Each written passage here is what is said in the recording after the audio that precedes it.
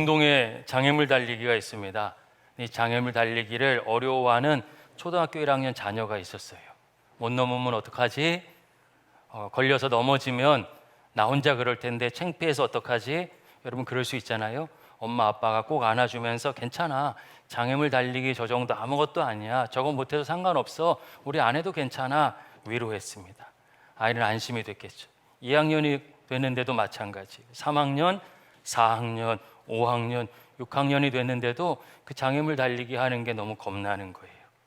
여러분 그때도 엄마 아빠가 안아주면서 괜찮아 하는 것은 더 이상 위로가 아닙니다. 왜냐하면 그 아이는 그것을 넘을 수 있을 만한 충분한 능력을 이미 가지고 있어요. 본인이 두려워서 경험하지 못한 것이죠. 혹시 아빠는 그걸 넘어설 수 있도록 돕기 위해서 한 달 동안, 2달 동안 아이와 같이 운동도 하고 쪼그려 띵도 하고 준비해서 마침내 아이가 스스로 넘을 수 있게 됐을 때 얼마나 기뻤을까요? 여러분 그게 위로죠. 묶여있는 삶은 위로가 될 수 없습니다. 우린 그걸 넘어설 수 있는 하나님의 자녀라는 놀라운 권세와 신분을 가진 하나님의 자녀죠. 오늘 말씀은 여호수아서입니다. 여호수아서는 정복시대의 이야기예요. 하나님의 백성 앞에 장애물이 많아요. 근데 하나님은 약속의 땅으로 주셨어요. 그 장애물을 뚫고서도 가고 넘어서도 가고 갈라서도 가는 이스라엘의 성장 이야기가 여호수아서입니다. 이 정복전쟁에서 가장 중요한 것이 무엇일까요? 세상의 전쟁이 아니에요. 세상의 싸움, 사람의 싸움이 아닙니다. 하나님께서 싸워주시는 거룩한 전쟁, 영적 전쟁이에요. 내 방법, 내 경험, 내 염려, 내 두려움, 나는 할 수 없습니다 라는 생각이 아니라 하나님의 방법으로 할 수 있어요. 하나님을 의지하면 누구나 승리할 수 있도록 인도해 주시는 것이 바로 이 거룩한 전쟁의 특징입니다. 만군의 여호와 하나님, 어떤 적도 장애물도 하나님 앞에서는 하나님을 이길 수 없죠. 그걸 가르쳐 주시는 이야기가 여호수아서예요. 요단강이 넘실넘실 됩니다. 우기예요. 헬몬산이 녹았습니다. 물이 너무 많이 해서 넓어지고 깊어지고 급류가 생겼어요. 근데 하나님께서 말씀을 붙잡고서 건너가라고 하십니다. 하나님은 우리를 어려움으로 밀어넣는 분이 아니시죠. 세상의 가짜뉴스, 사단의 괴계, 함정과 유혹, 우리가 늘 시험이라고 이야기하는 그 시험에 묶이면 하나님은 나를 괴롭히시는 분이셔요. 장애물 앞에서 괜찮아 등 두드려줘야 좋은 아버지라고 오해합니다. 그리고 언젠가 스스로 할 수 있다고 착각해요. 묶여있는 삶은 승리의 삶을 볼 수 없습니다. 하나님께서 인도하시는 말씀을 붙잡고 어렵지만 한 발을 내디뎠을 때 요단이 갈라지는 거예요. 그걸 경험한 믿음의 사람과 경험하지 못한 사람, 그런 신앙을 추억하는 사람과 오늘도 현실로 누리는 사람의 삶은 다를 수밖에 없습니다. 또다시 이 정복 전쟁의 승리를 위해서 하나님은 우리를 부르시는 것이에요. 여러분 200만 명 이상 되는 이스라엘 백성이 요단을 마른 땅처럼 건넜습니다. 얼마나 신났을까요? 사기가 충천했겠죠. 그러면 꼭 우리는 내가 한 것처럼 앞장설 수 있어요. 그래서 하나님 어떻게 하십니까?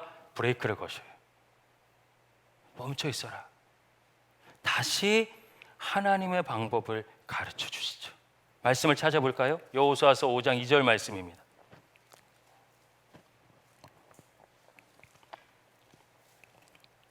여호수아서 5장 2절 말씀 함께 읽겠습니다. 시작.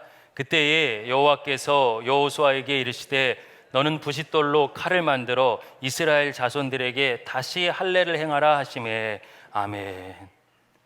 첫 번째 하나님의 방법이 무엇입니까? 오늘 지금 같이 읽었죠? 여리고성 바로 앞 길갈에서 할례를 행하래요. 말씀을 통해 확인했습니다. 부싯돌로 남자의 생식기에 있는 표피를 잘라내야 됩니다. 그게 할례예요. 여러분, 당시에 이 부싯돌이 수술돌이죠. 그 부싯돌로 소독약도 제재도 없이 표피를 잘라내는 수술을 하면 여러분, 아무리 튼튼한 장정도 일주일은 알아 누워야 되겠죠. 그때 여리고 성문이 열리고 여리고성의 군대들이 쳐들어온다면 어떻게 될까요? 끝이에요. 할례를 받아라는 건 그런 의미입니다. 두려움에 묶일 것인가? 만군의 여호와 하나님을 인정할 것인가? 하나님 그 장애물 앞에서 말씀하시는 거예요. 넘어설 수 있다. 내가 앞장선다. 여러분 어떻게 하시겠어요? 아유, 목사님 상식적이지 않아요. 하나님 말도 안 돼요. 그렇죠. 상식적이지 않아요. 그런데 여러분 무슨 차이가 있습니까? 연약한 내 상식과 완전하신 하나님의 상식은 틀려요. 믿음은 하나님의 상식을 내 상식에 끼워 맞추는 게 아니죠. 내 삶에 하나님의 상식을 가져오는 거예요. 그래서 하나님 부르시죠. 말씀하십니다. 요새 이사야서 읽고 있죠. 여러분 이사야서 읽고 있는데 지금 굉장히 심판의 메시지가 막 선포돼요. 근데 사실 이스라엘, 이 남유다는 이전에 없었던 풍요로운 시대를 살고 있습니다. 그때 하나님의 말씀이 들릴까요? 내 마음으로 거부하는 거죠. 그때나 지금이나 여러분 환경과 상황을 떠나서 그 시험은 똑같습니다. 그리고 우리는 언제나 내가 할 수 있다 하며 넘어지죠. 근데 놀랍게도 이스라엘은, 이 시기에 이스라엘은 순종해요. 여러분 요단강을 건넜습니다. 하나님이 하셨잖아요. 이제 깨달은 거예요. 어떤 게 능력인지. 더 이상 부담이 아닙니다. 오늘 우리에게 부담일 수 있어요. 할례를 받아라.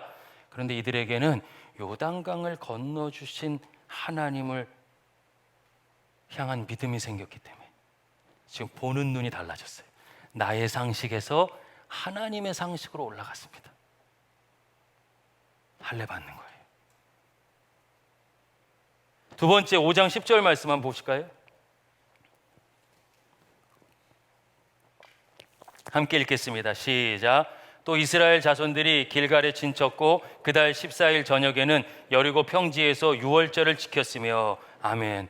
할례 끝나고 났더니 유월절 지키래요. 여러분 유월절이 뭡니까? 그냥 또 예배드리래. 힘든데 바쁜데 현실이 어려운데 정신 하나도 없는데 또 예배라고 할 수 있는데 여러분 유월절이 뭐예요?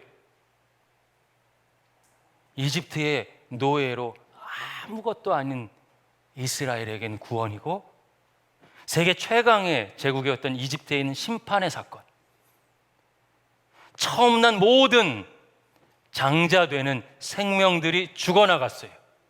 근데 어린 양의 피를 바른 이스라엘에게는 구원이 됐습니다. 여러분 이게 심판의 양면성이에요. 심판은 누군가에게는 재앙인데 하나님의 백성에게는 구원이에요. 할렐루야.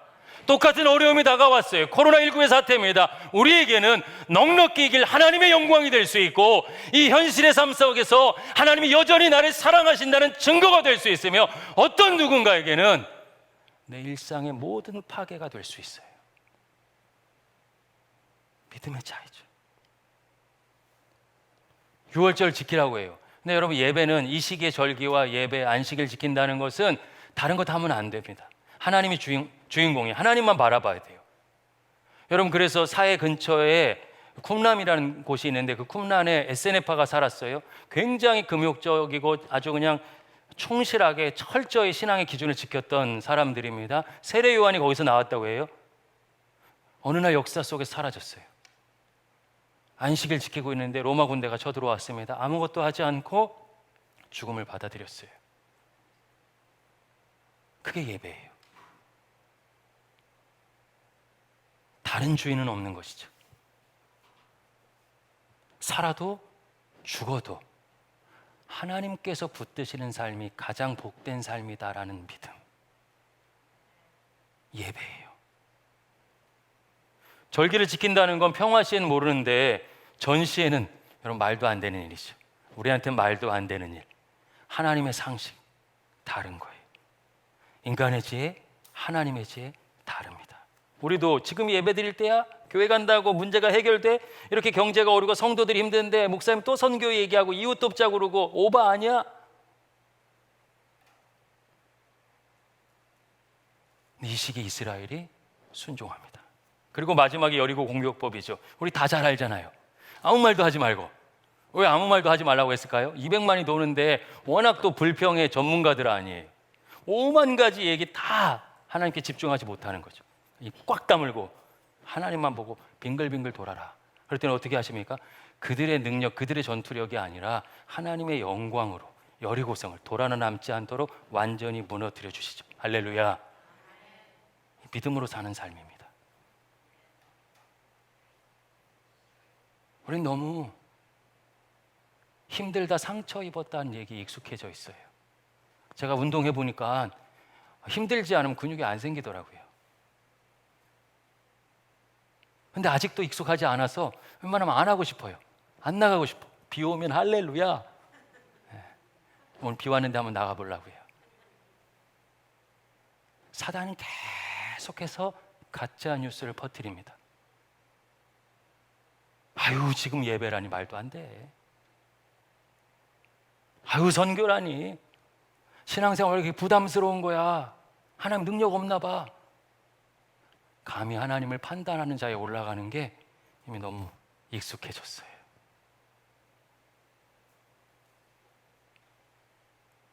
그런 동일한 상황 속에서 하나님께 순종했습니다.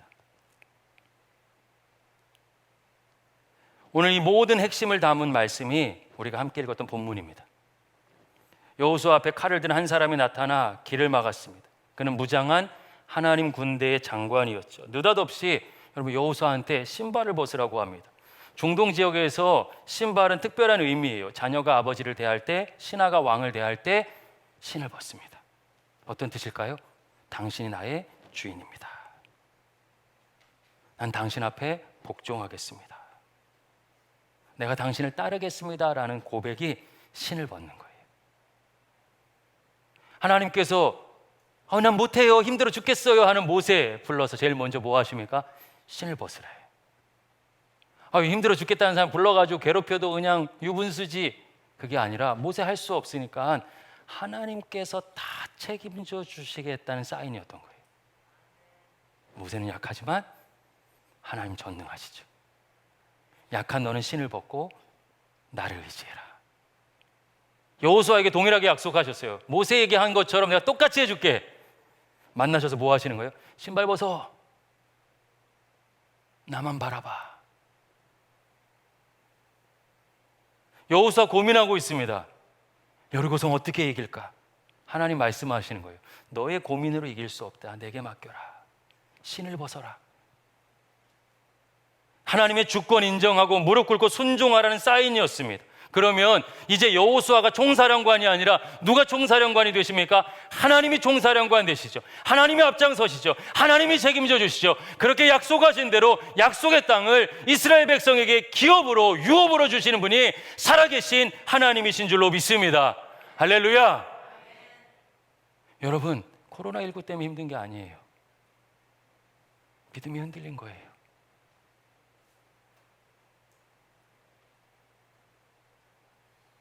하나님 의지하는 마음을 놓친 거예요. 내가 선 곳은 거룩하니 내 신을 벗어라. 하나님 분명한 원칙을 가르쳐 주시죠. 하나님의 방법, 신을 벗는 삶이 가장 큰 능력이라고 우리에게 가르쳐 주시는 것이. 그래서 그 백성이 믿음으로 장애물을 넘을 수 있도록 계속해서 가르쳐 주십니다. 인도해 주시는 것이. 하나님의 방법 외에 다른 길 없다. 그러니까 진리죠. 그래서 예수 그리스도가 구원의 길이 되시는 거죠. 다른 길은 없습니다. 주님은 지금 오늘 여기에서 동일하게 우리를 향해서 같은 말씀을 하고 계신 줄로 믿습니다. 성경의 인물들은 세상의 방법으로 살지 않았어요. 하나님의 방법으로 살았고 승리했습니다. 평화와 능력은 하나님께 있죠. 상식으로 이해되지 않는다고 말씀드렸어요. 당연하죠. 하나님 거룩하신 분이라는 건 인간과 완전히 구별되어 있다는 것이, 하나님의 상식, 하나님의 지혜를 어떻게 우리가 알 수 있겠습니까? 연약한 나의 것과 완전하신 하나님의 것은 다르죠. 그래서 무엇이 필요합니까? 하나님 의지하는 게 필요한 거예요. 몰라요. 가보지 않은 길이에요. 그러나 우리가 할 수 있는 유일한 길, 하나님 의지하는 것입니다. 사단은 멈춰서 저와 여러분을 연약하고 위로에 목매는 것, 그것이 은혜인 것처럼 착각하게 왜곡하고 있습니다. 철저한 가짜 뉴스예요. 능력은 하나님께 있고 우리가 신을 벗으면, 하나님 인정하면 여전히 오늘도 동일하게 변함없이 요단도 갈라지고 여리고성도 무너지는 줄로 믿습니다. 이게 믿음의 삶이고 하나님의 방법이며, 교회는 세상과 달라요. 다른 방법으로 가는 것입니다. 거기에 능력이 있습니다. 하나님이 책임져 주시는 것이죠. 내가 얼마나 신비 체험을 했냐 중요하지 않아요. 하나님을 인정했느냐, 의지했느냐, 아니냐의 차이만 있습니다. 그렇게 막 입신하고 방언으로 기도해도 사람 의지하면 두려워하고 넘어지는 건 동일해요. 감정적으로 어떤 느낌 없어도 내 감정이, 내 느낌이 능력 있는 게 아니에요. 하나님의 약속, 하나님의 말씀, 하나님의 권능이 능력인 줄로 믿습니다. 우리를 그 믿음의 삶으로 초청하시는 것이에요. 한국 사회가 점점 더 경제적으로 어려워졌던 지난 4, 5년 한국 교회는 눈에 띄는 퇴조 현상이 일어났습니다. 첫 번째, 다음 세대를 강조하지만 방치했어요. 우리 정도 규모 되는 교회에 모든 부서에 담당 교육자 없는 교회가 부지기수입니다. 그러면 아이들이 사랑한대요. 방치하면 사랑한대요. 여러분, 교육자가 담당하는 교육자가 있는 건 최소한의 것이지 그게 모든 것을 가능하게 하는 것이에요. 그것도 안 하면서 아이들이 믿음의 삶을 살 수 있을 것이라고 착각해요. 철저하게 가짜 뉴스에 놀아놨습니다. 또 한 가지 무엇입니까? 경제적으로 어려워지기만 하면 교회가 제일 먼저 하는 게 선교 지원을 끊는 거예요. 제가 아는 선교사님들 정말 1년에 몇 번씩 연락 옵니다. 매일 옵니다. 목사님, 말도 없이 끊었어요. 연락이라도 주면 고마울 텐데.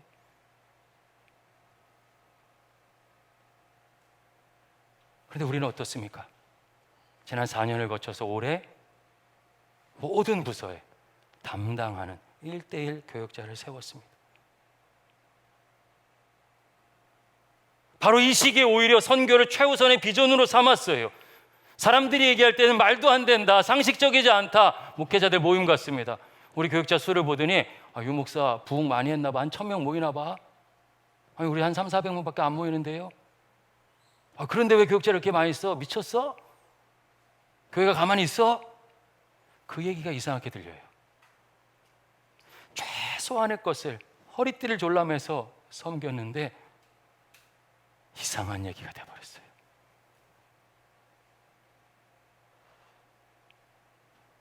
여러분이 너무 감사해요. 대단해요. 부활절과 추수감사주일을 우리를 위한 축제가 아니라 지역 사랑을 위한 섬김의 날로 전환했습니다.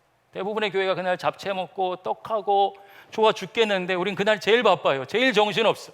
밥도 일회용 게 대충 먹어야 돼요. 쉽지 않죠. 모두가 마음을 모았습니다. 왜 그랬습니까? 하나님의 방법이니까. 하나님이 원하시는 삶이시니까.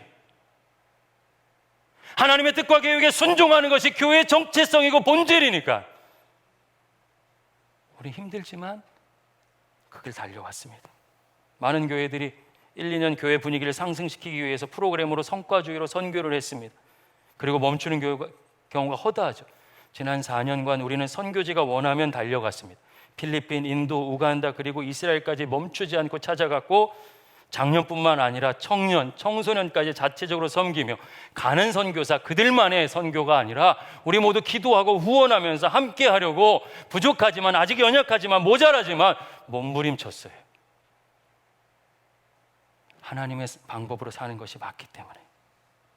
그렇게 해서 여러분 이제는 인도 CSI 기독학교에 아직 부족하지만 우리가 30명의 아이들 점심과 학비 책임지고 있습니다. 우리 오이코스의 헌신을 통해서 결연해 가지고 하고 있어요. 우간다 양 누가 시켜서 한 게 아니잖아요. 그리고 우숙이라는 지역에 학교를 돕고 양을 지원하고 있습니다. 전 세계에서 어느 나라 어떤 NGO도 들어가지 않았던 불모지. 모든 것이 쇠퇴할 때 우리는 오히려 역으로 달려갔습니다. 상식적이지 않아요. 그러나 우리는 적군 앞에서 할례를 받고 목숨을 걸고 유월절을 지키는 마음으로 선교를 이어갔습니다. 다음 세대는 어떻습니까, 여러분? 애들 성경학교만 하면 다른 데 하지 않는데 왜 이렇게 유별나? 왜 다 같이 하자고 그래? 막 피곤하고 목사님은 다음 세대만 좋아하나 봐. 온갖 얘기 다 있어도 여러분 그게 아니에요. 신앙 공동체 아니고서는 우리 자녀들의 믿음을 담보할 수 없어요. 생명 걸고 하지 않고선 30년 지났을 때 한국의 교회가 남아있을지 몰라요. 작년에 후원교회가 끊어져서 어려움 당하고 있다고 캄보디아의 크리스 아나벨리아 선교사 부부가 연락이 왔어요. 우리 교회가 세웠던 신세계 선교대학을 통해서 인도차이나 반도에 현지 사역자로 세워진 부부입니다. 같이 공부했고 결혼했어요. 함께 하고 있습니다. 작년에 후원이 끊어졌어요. 여러분, 코로나19로 전 세계가 팬데믹 사태로 대혼란에 빠지고 세계적인 경제 위기가 시작된 바로 그 3월에 우리는 그 부부의 생활과 사역비를 책임지기로 결심했습니다. 그리고 할 수 있는 대로 마스크도 모으고 마음을 담아서 라면도 보냅니다. 마을에서 함께 막 끓여가지고 먹고 그런 사진들 지난주에 우리 봤잖아요. 투게더 지역 선교는 어떻습니까? 진짜 마스크 모자랐잖아요. 내 것을 아꼈습니다. 작지만 그렇게 손세정제와 마스크, 라면까지 지역을 섬겼고 고난주간 금식 헌금은 평소에 한 끼 했는데 6끼 하며 월세 내지 못하는 20개 교회를 돕게 됐습니다. 행사를 한 게 아니에요. 우리 하나님께서 원하시는 우선순위에 따른 것입니다. 자랑하려는 것도 아닙니다. 아버지께 마음을 드렸어요. 하나님의 방법대로 사는 것이 믿음이기에 부족하지만 미약하나마 신을 벗고 하나님께 맡기고 있는 것입니다. 이것이 하나님을 믿는 성도의 모습이고 교회의 본질이라 믿기에 우리는 순종하고 있는 것이에요. 할렐루야. 이제 상반기 재정을 결산하고 제가 부활주일날 이렇게 설교 시간에 선포했어요. 당회랑 상의하고 결정했습니다. 우리 상반기 재정 결산하고 남는 것이 있다면 그게 10,000원이든 20,000원이든 마이너스만 아니면 전액을 지원하자. 혹시 헌금에 대한 부담 가질까 봐 그 이후에 한 번도 말씀드린 적이 없어요. 오늘 그 재정을 결산하려고 합니다. 얼마 남을지 모르겠어요. 몇천 원이어도 괜찮습니다. 하나님께 액수가 중요한 게 아니에요. 우리의 마음이 중요하죠. 혹시 누군가는 목사님 교회 재정도 부족한 시기일 텐데 꼭 그렇게까지 해야 합니까? 반대하는 것이 아니라 걱정하는 마음에 말씀하실 수 있겠죠. 여러분 왜 이렇게까지 해야 할까요? 고집스러운 목사가 왜 그렇게까지 강조하는 것일까요? 다른 것도 없어요. 이게 하나님의 뜻이고 우리는 하나님의 방법으로 사는 사람들, 성도이기 때문입니다. 믿음은 환경을 쫓아가는 게 아니에요. 선교는 할 수 있어서 하는 것이 아니에요. 다음 세대는 우리가 넉넉해지니까 양육하는 것이 아닙니다. 어려움은 허리를 졸라매고 소 팔고 논 팔고 밥 팔고 다 팔아서라도 다음 세대 양육해야 되는 것이 그게 하나님의 뜻이고 그게 하나님의 방법이죠. 또 한 가지 하나님께서 담임 목회하는 저에게 처음부터 주셨던 비전이 있어요. 우리 아이들에게 남겨줄 유산이 무엇일까? 교회 건물과 많은 재정, 성도를 남긴 교회도 비어가고 쇠락해가고 있는 것을 보면 그게 유산은 아니죠. 가정에서 얼마나 많은 재산을 남겨두느냐, 사실 그것도 부차적인 것입니다. 정말 남겨주고 싶은 것, 꿈꾸는 것, 환경과 상황에 따라 달라지지 않는 믿음의 모습입니다. 가나안 성도가 300만을 넘어간대요. 거기에 굉장히 많은 세대가 저희 세대입니다. 70년대 초중반의 세대들. 할렐루야를 외치고 은혜를 외치지만 삶과 믿음이 달랐던 부모님을 보고 교회를 떠났어요.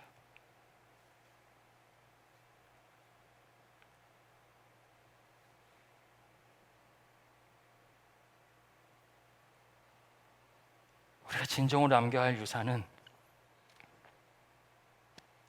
정말 하나님께서 주인 되시는 삶을 살아가는, 묵묵히 걸어가는 뒷모습이죠. 대단하지 않아도, 엄청난 것을 하지 않아도, 세상의 가치, 물질의 논리 따라가는 것이 아니라 하나님의 방법만이 유일한 진리라는 것을 삶으로 보여주려는 몸부림,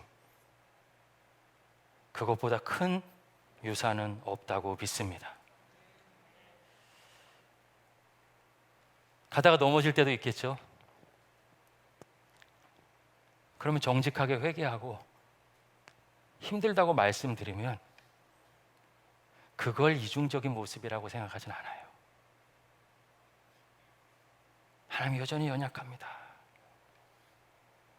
어려울 때만 찾는 신앙 넘어서고 싶습니다. 하나님 정말 사랑합니다 라는 마음을 이제 막 신앙생활을 시작한 우리 믿음의 가족들과 다음 세대에 보여줄 수 있다면 여전히 요단이 갈라지고 여리고성이 무너질 줄로 믿습니다. 이걸 부담이라고 생각하게 만드는 것이 사단의 괴계예요. 할 수 없기 때문에, 연약하기 때문에 신을 벗는 것이죠. 내게 맡겨라. 여러분, 현실이 어렵잖아요. 근데 여전히 시간과 장소를 정해서 하나님이 우선순위고 말씀과 기도로 살려고 애쓰는 진심을, 100점이 아니라 진심을 믿음의 가족들과 자녀들에게 보여준다면 어떤 열매가 맺히게 될까요? 보잘것없죠? 우리 작은 시간과 물질을 거룩하게 구별해서, 여러분 진짜 결산해서 10,000원 나오면 그게 뭐 부끄러운 일인가요? 우리가 드릴 수 있는 최고의 것이잖아요. 드린다면, 그렇게 이웃을 섬긴다면 세상도 자녀도 하나님이 살아계심을 조금씩 느끼게 될 것이라고 믿습니다. 그래서 자녀들이 저한테 그런 얘기해요. 속상해. 엄마가 현장에 나와서 예배 드리는 거하고 집에서 예배 드리는 거하고 다르대. 마음가짐도, 옷차림도, 집중력도. 그러면서 하나님 예배해야 된다 이야기하면 들릴까요?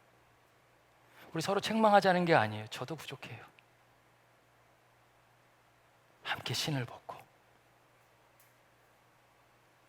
이번엔 바이블 슬러시를 통해서 우리 전 세대가 함께 다시 가정에서부터 신앙의 양육을 시작하고, 우리 공동체가, 교회 공동체가 모든 아이들의 이름도 외워가고 그들을 위해 기도하는 첫 발걸음으로 삼는다면 하나님 반드시 성령으로 역사해 주실 줄로 믿습니다. 그때 세상이 주를 보게 되고 우리 자녀들이 깨닫게 되는 거예요. 하나님 살아계시는구나. 우리 엄마 아빠의 믿음이 말만이 아니구나. 정말 하나님 능력이 맞구나. 저렇게 살아야 되는구나. 저게 믿음이구나. 하나님 살아계시구나. 할렐루야. 함께 나누고 그 유산을 전하고 싶어요. 쉽지 않겠죠? 유난히 목소리가 큰 거 보니까 마음의 부담도 더해집니다. 마치 범람하는 요단강이나 거대한 여리고성 같죠. 그래서 신을 벗으라 하시는 거예요. 하나님이 총사령관 되시겠다고. 장애물 앞에 아파하는 성도가 아니라 이제 넉넉히 이기는 성도로 세우실 것이라고, 하나님을 의지하라고 우리를 부르십니다. 저는 기대합니다. 반드시 요단을 마른 땅으로 건너게 하시고 여리고성을 무너뜨리시는 위대한 신앙의 새 역사를 허락해 주실 줄로 믿습니다. 저와 여러분의 일상이 영적인 전설이 되는 순간 하나님 이미 예비하고 계셔요. 내 발에서 신을 벗어라. 내가 선 곳은 거룩한 곳이다. 이 하나님의 음성에 아멘으로 화답하는 우리 모두가 될 수 있기를 예수님의 이름으로 간절히 축복합니다. 기도하겠습니다.